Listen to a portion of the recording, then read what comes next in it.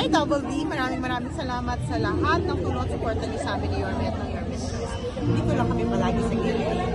Thank you po.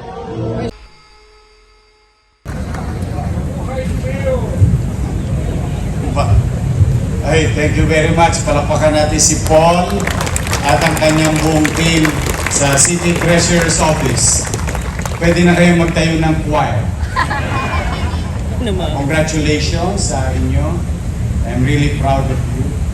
What you have become and the diligence. Totoo naman po yung sinasabi kanina. I miss you. Totoo naman po yung sinasabi kanina ni Paul. Marami pong empleyado natin sa CTO na talaga nag-overtime. Lagi po, lagi. Going beyond what is being required. So, congratulations, palakpakan natin ang ay yung pong mga naikwento nila. Andiyan ba si Jai? Wala si Jai. Someday you will meet Jai. Gusto mo meet si Jai? Someday. Sa inyong lahat, good morning. Good morning. I miss you. Maraming salamat sa ating Vice Mayor, Vice Mayor Chi Atienza, umalinhin sa atin. Habang tayo'y dumako sa Estados Unidos, ilang araw din kaming nag-aral kasama si Attorney Chris Fernandez, si Christian at saka si Ramon. At the same time, yung mga ONACs nagulat sa City of Manila. When I was informed ahead of time that there will be a recognition for the city government of Manila because of its effort, like what Paul said, with the proper system, adapting to technology, efficiency in our office, pati yung ONACs nagulat at hindi nila akalain na sa loob lamang ng isang taon ay magagamit natin ng isang sistema na siyang naghahanda para sa mga darating na dilubyo o aberya ng ating pamahalaan or ng ating pamayanan. Kaya po ako'y nagtungo at natutuwa ko kami at marami pa kaming bagay na pwedeng i-adapt, especially yung mga taga-business permit, yan, mga taga-assessor's office. Marami tayong gagawin sa mga darating na araw at yung ating healthcare. Nako, matutuwa lahat ng mga taga-hospital at saka health center. So, but we did it together. As like what Paul said, we are a team. And I would like to give due credit to the following. No? Yung natanggap po nating award, ito po yung mga nasa likod ng camera. Ito po yung backbone of that data management, data inputs, data analysis, making the City of Manila prepared. Kasi we'll never know kung gaano kalaking indulto ang darating sa atin kapag dumating ang big one. But we continue to prepare. That's the best thing that we can do for now.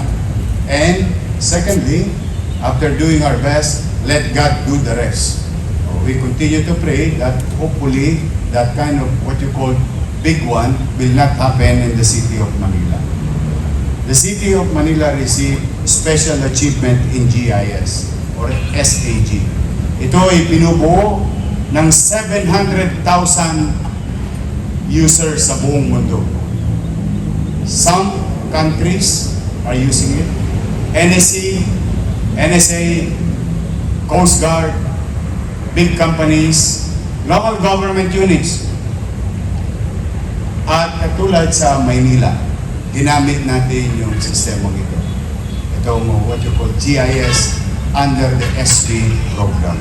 Ito ay binigyan ng pansin ng mga sumusunod At dahil sa kanila, ay nakilala na naman sa mapa ng mundo ang lungsod ng Maynila. I would like to give credit to Director Arnel Eustacio Angeles. Bigyan ba si Arnel? Puyat pa. Kakahanda para mamaya. Andiyan na, okay, Arnel, halika. GIS Team Leader Ramon Jefferson Verano. Si Ramon. Paulo. Richa. Ayun. Marami utong pangalan. At yung ating mga bata na ito mga to, muntik nang bumigay ito, buti naabutan ko pa eh. Muntik na to sumuko sa pamahalaan eh. But I have to at least dito man lang mapalakpakan natin ang kapwa nating lingkod bayan, no? Alan Carlo Alpondo,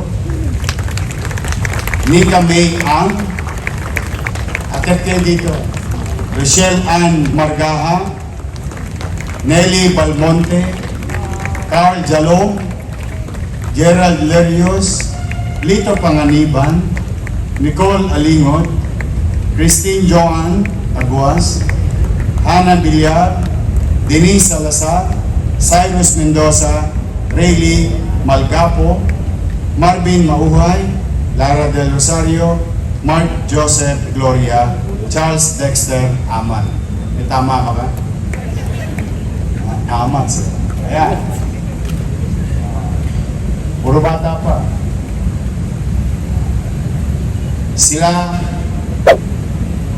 now, tomorrow, next month, next year, and for the next generations of leaders of Manila will be fully equipped, having a good data so that we can spend taxpayers' money efficiently addressing social perennial problem, recurring problem, or existing at the time ng mga suliranin. Palakpakan natin po silang lahat. Alam nyo bang nabilang nila ang poste ng Maynila? Could you imagine? Wow. Almost 40,000. Alam din natin, alam nyo ba na alam na din natin, kaya nating sabihin, may kulang-kulang 2,000 patay na poste na pwede nang putulin. Kasi dugyot lang, tingnan.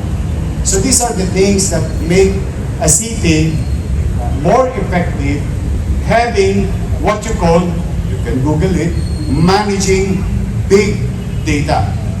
And I'm happy and I'm proud working hand in hand with these young generations of employees of the city of Manila. Ayan.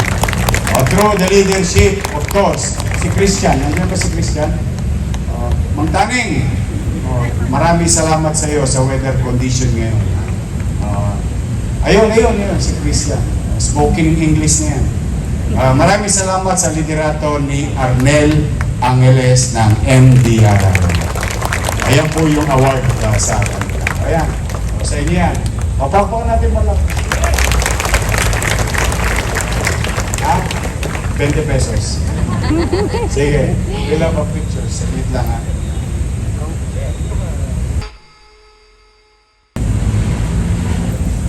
Yung mga atoms natin. Kalingan niyo, Ramon. And someday, may awa ang Diyos through the help of the City Council will make